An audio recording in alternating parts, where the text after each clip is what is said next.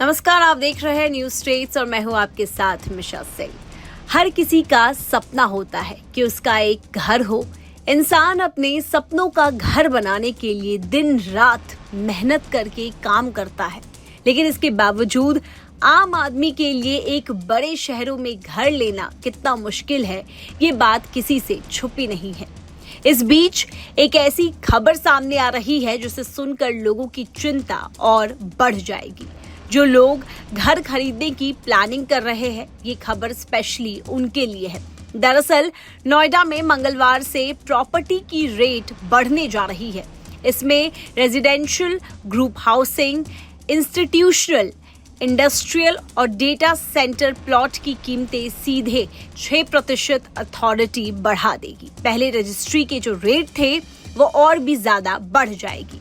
ऐसे में अब आवंटन और रजिस्ट्री नई दरों पर होंगी। हालांकि इसका असर कमर्शियल और कॉर्पोरेट ऑफिस प्लॉट की दरों पर कोई असर नहीं पड़ेगा।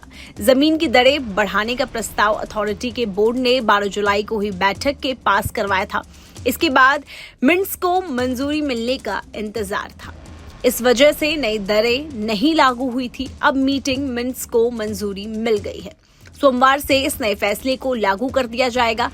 ऐसे में माना जा रहा है कि मंगलवार से प्रॉपर्टी की नई दरें शहर में लागू हो जाएंगी। इसका असर फ्लैट खरीदने से लेकर घर बनाने और इंडस्ट्री लगाने तक पड़ेगा।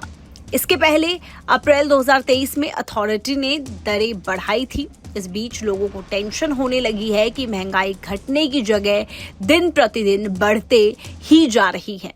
आपको बता दें, नोएडा अथॉरिटी ने अपने सेक्टर को A+ से लेकर E श्रेणी में बांट रखा है। कमर्शियल सेक्टर में यह श्रेणी A से D तक है। वहीं औद्योगिक एरिया को फेज 1, 2, 3 में बांटा गया है। रेजिडेंशियल प्लॉट की दरें A+ को छोड़ A से E श्रेणी के प्लॉट में 6% बढ़ी है। इंडस्ट्रियल प्लॉट के तीनों फेज में इसी तरह ग्रुप हाउसिंग व अन्य प्रॉपर्टी की दरें भी 6% बढ़ाई गई है। जानकारी के मुताबिक 2 बिल्डरों से जुड़े प्रस्ताव बोर्ड बैठक में रखे गए थे।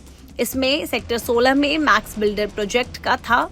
इसमें NCLT की तरफ से दिए गए रिजोल्यूशन प्लान में 325 करोड़ रुपए अनुमोदित किए गए थे। इसमें बिल्डर की तरफ से 613 करोड़ 18 लाख रुपए के करीब 3 वर्षों में देने का प्रस्ताव दिया गया था। दूसरी तरफ अथॉरिटी के रिकॉर्ड में बकाया ब्याज समय वृद्धि मिलाकर करीब 2257 करोड़ रुपए के करीब है। ऐसे में देखना यह होगा कि बोर्ड ने क्या फैसला लिया है। इसी तरह सुपरनोवा प्रोजेक्ट में फाइनेंसर लाने और अथॉरिटी को एस्क्रो अकाउंट खोलकर बकाया देने का प्रस्ताव था। इन दोनों ही प्रस्ताव पर पूरी तरह से तस्वीर अब तक साफ नहीं हो पाई थी। बहरहाल अब बोर्ड के फैसले का इंतजार है, मगर 100 बात की एक बात यह है कि इस सब का सबसे ज्यादा असर मिडिल क्लास फैमिली पर पड़ेगा।